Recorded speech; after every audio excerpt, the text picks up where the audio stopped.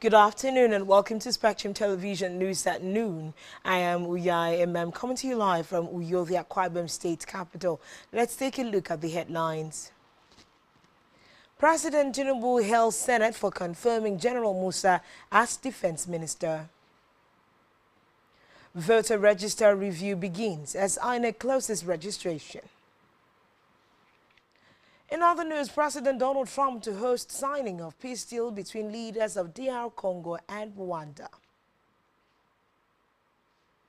We'll bring you the details of these stories and more in a moment.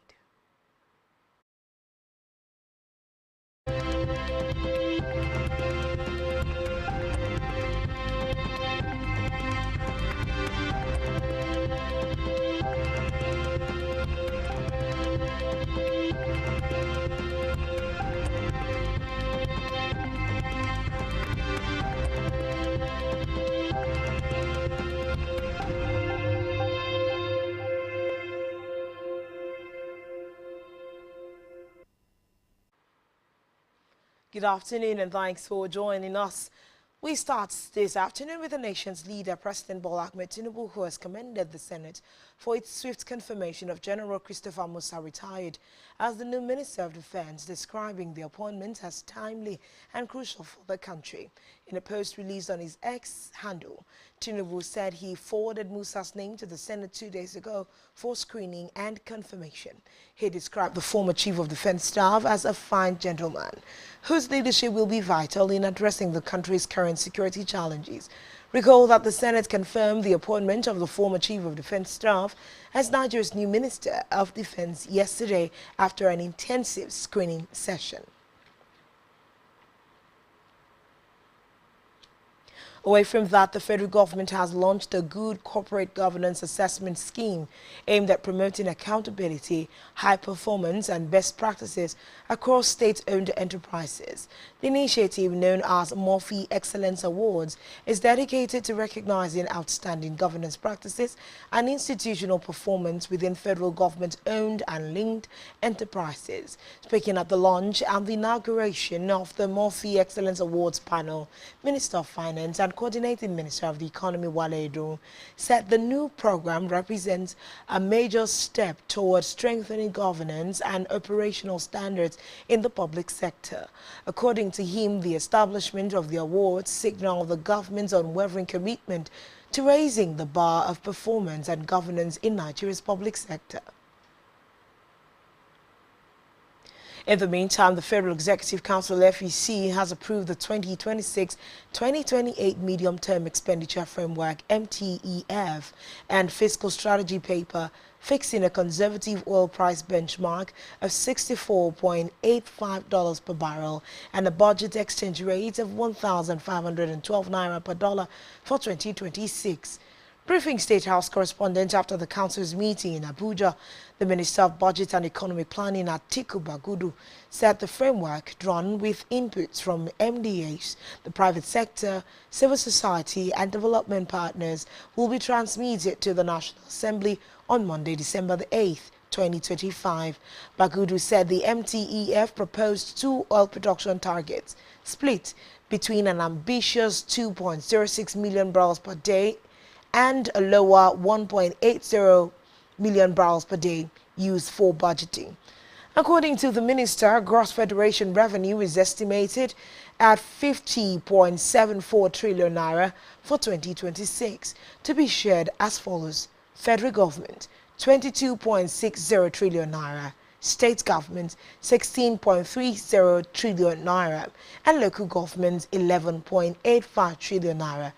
Consequently, total federal government revenue from all sources is projected at about 34.33 trillion naira, inclusive of 4.98 trillion naira remitted by government-owned enterprises. Meanwhile, the National Economic Council (NEC) has approved a sum of 100 billion naira, subject to final ratification by President Bola Tinubu, for the rehabilitation of training institutions for the police and other security agencies across Nigeria. This followed recommendations by the ad hoc committee earlier constituted to assess the state of police and security agencies training institutions nationwide. At its 154th meeting, held virtually and chaired by Vice President Kashim Shettima, NEC also approved the sum of 2.6 billion naira for consultancy services for the project. President Tinubu had at the 152nd meeting of the NEC in October proposed the overhaul and revamp of training institutions for security agencies nationwide. Also, Chairman of the ad hoc committee, Governor Peter Mbah of Enugu State, had in his presentation to Council underscored the urgency and significance of the condition of the training facilities, saying most of the training institutions are in dire conditions. From the Red Chambers, the Senate has intensified its probe into the collapse of the Safe School initiative by summoning key government officials to explain why the $30 million scheme failed to protect Nigerian school children from relentless attacks. Among those invited were the Finance Minister and Coordinating Minister for the Economy, Wale Edun, the Education Minister, Tunji Alausa, and the Defense Minister, General Christopher Musa. The summons were issued by the Senate ad hoc committee on the Safe School initiative, chaired by Senator Orji Uzor Kalu, representing Abia North, following the adoption of its work plan during its maiden sitting. Edun and the other officials are to appear before the committee next week, Tuesday.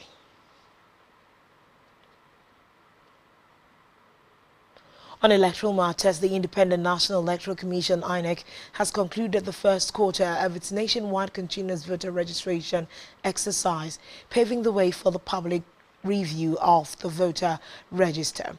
The first phase of the exercise, which began with online pre-registration on August 18, 2025, and was followed by the in-person registration across all 774 local government areas and the Federal Capital Territory, will formally end on Wednesday, December 10.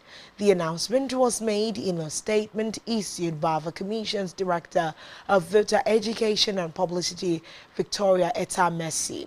INEC urged all registrants, especially those who updated or transferred their voter information, to use the review period to verify their details and file any objections as needed. Back here on the home front, Akwa Ibom State Governor Pastor Moino, who has reiterated his administration's commitment to partnering with the Nigerian Navy in providing adequate security to key critical national assets in the state. The governor stated this when he received the new Chief of Naval Staff, Vice Admiral Idi Abbas, who was on a courtesy visit at the government house, Uyo. He congratulated Abbas for his recent appointment and commended him for his meritorious service to the country. Governor Ino appreciated the naval boss for extending the courtesy of paying homage to his home office before embarking on his official assignment, describing the visit as not only a great honor to the state but a reflection of the good working relationship existing between the Nigerian Navy and the state government under his watch. Highlighting the critical maritime challenges in the state, Eno solicited collaboration and intensified effort for the protection of the state's maritime assets, noting that Akwa Ibom has the longest coastline in Nigeria and in West Africa, hence the need for a base or an outpost to help in tackling the challenges. Earlier in his remarks, the Chief of Naval Staff, Vice Admiral Idi Abbas, had thanked the governor for the warm reception accorded him during the visit. He said that his visit was to pay homage and register his presence before embarking on the official operation tour, which is the purpose of his visit to the state. Prompted by the current security challenges in the country, he said his mission in Akwa Ibom was to gather first-hand information about the operational capability of all units and formations in the state to enable him understand their operational conditions and challenges in order to prefer adequate solution. Now to Africa. The United Nations has spoken out against what it said was an intensifying crackdown on the opposition and media in Uganda ahead of next month's election. Its rights agency said credible reports indicated that at least 550 people have been arrested and detained since the start of the year. This included members and supporters of presidential candidate Bobi Wine's main opposition National Unity Platform. The spokesperson for the United Nations High Commissioner for Human Rights, Ravina Shamdasan, noted that election campaigns have once again been marked by widespread arbitrary arrest, detentions, and the use of unnecessary or disproportionate force against the opposition, as well as undue restriction of press freedom. The UNOHCR urged the authorities in Uganda to end the pattern of repression and cease the use of such repressive tactics. On the foreign scene, the leaders of the Democratic Republic of Congo and Rwanda are set to sign a peace deal aimed at ending the long-running conflict in the region at a summit hosted by U.S. President Donald Trump in Washington. Ahead of the summit, there has been an escalation in fighting in resource-rich eastern DR Congo between government forces and rebels believed to be backed by Rwanda. DR Congo's army accused its rivals of attempting to sabotage the peace process, but the M23 rebels said the army had launched an offensive in breach of a ceasefire. Recall that at the start of the year, the M23 seized large parts of eastern DR Congo in an offensive that saw thousands killed and many more forced from their homes. Still on the foreign scene, the White House has confirmed that U.S. Special Envoy Steve Witkoff will meet with the head of Ukraine's National Security Council, Rostem Umerov, for talks in Miami today. The meeting comes after Witkoff talks with Russian President Vladimir Putin in Moscow on Tuesday, which the Kremlin said produced no compromise on ending the war in Ukraine. Recall that U.S. President Trump said the talks, also attended by his son-in-law Jared Kushner, were reasonably good.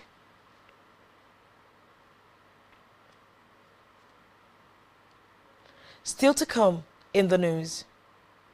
FIFA mandates clubs to release players December 15 for AFCON 2025. Stay tuned for details of this and more in a moment.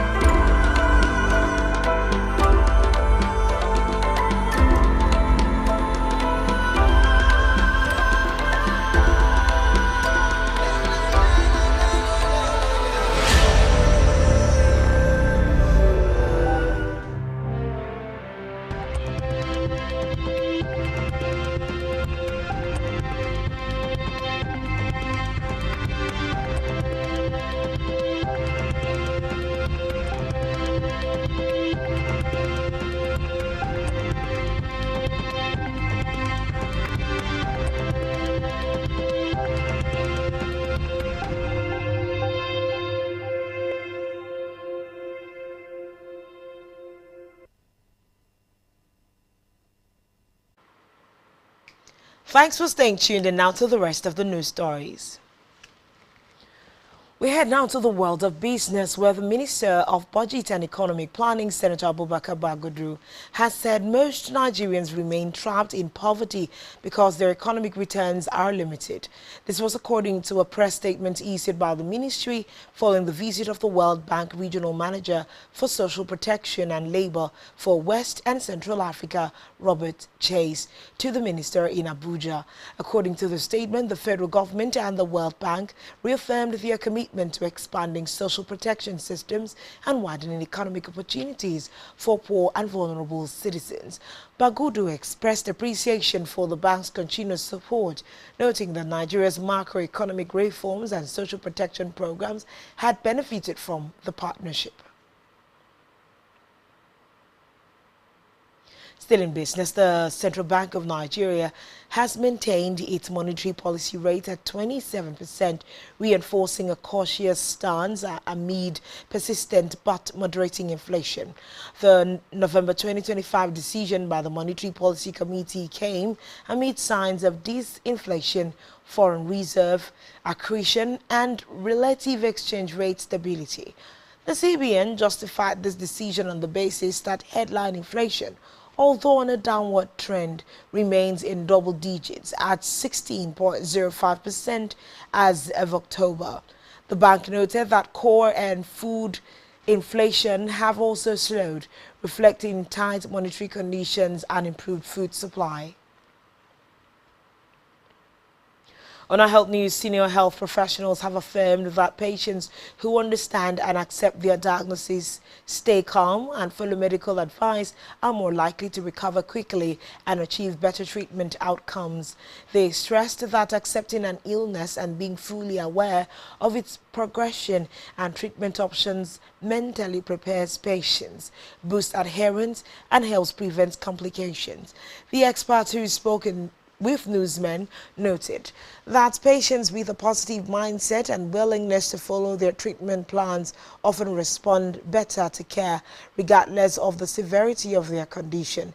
They urged those battling chronic illnesses such as cancer, diabetes, stroke, and hypertension to stay optimistic, warning that fear and negative thoughts can worsen outcomes.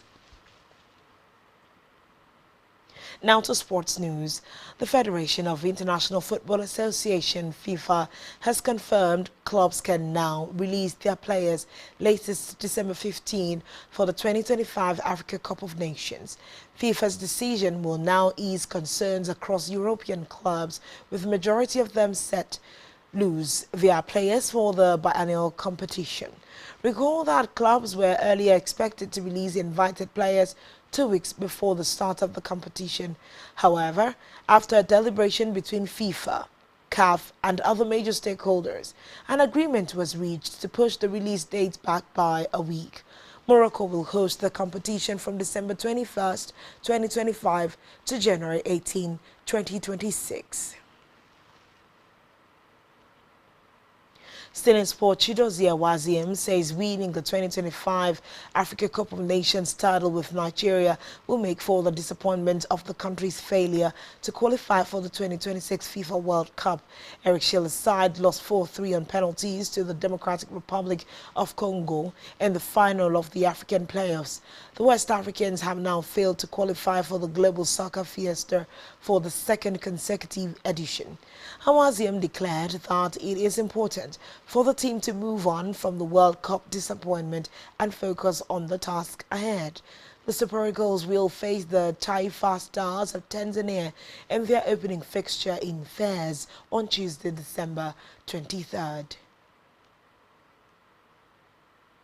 On entertainment news, Nigerian-American Afro-groove Afro-swing artist Ajofe has released his new single, Halle, a dark, haunting record that sits at the intersection of pain, spirituality, and street reality.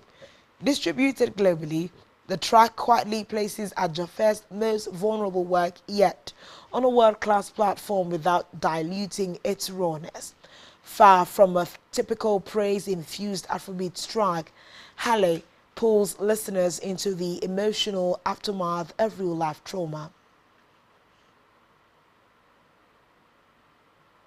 Last in the news updates, our Nollywood actress Stella Damascus has made a promise to keep her late husband Jaya Boderin's legacy alive after receiving a posthumous award on his behalf at the Aman Awards.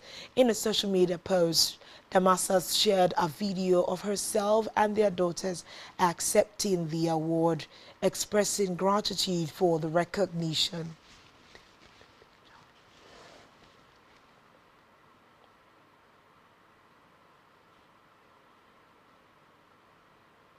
And that's all we have on this news bulletin. Do well to follow us on social media. Subscribe to our YouTube channel, all of which you can find on our website, SpectrumTVLive.ng. This has been Spectrum Television News at 12. I am Uyayamem. Thanks for watching. Do enjoy the rest of your day. Good afternoon.